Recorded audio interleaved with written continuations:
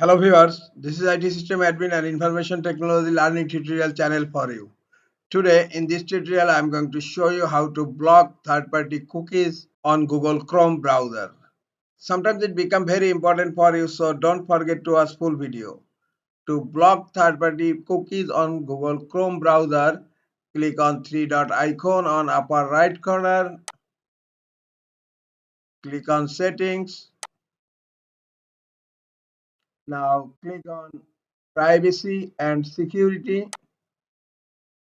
Now scroll down. Here you will find an option third party cookies. Click on it. Now scroll down. Allow third party cookies is enabled and its default behavior. Now you will find another option block third party cookies. Just click here to enable it.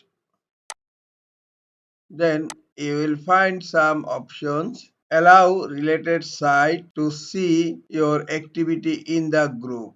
A company can define a group of sites that can use cookies to share your activity in the group.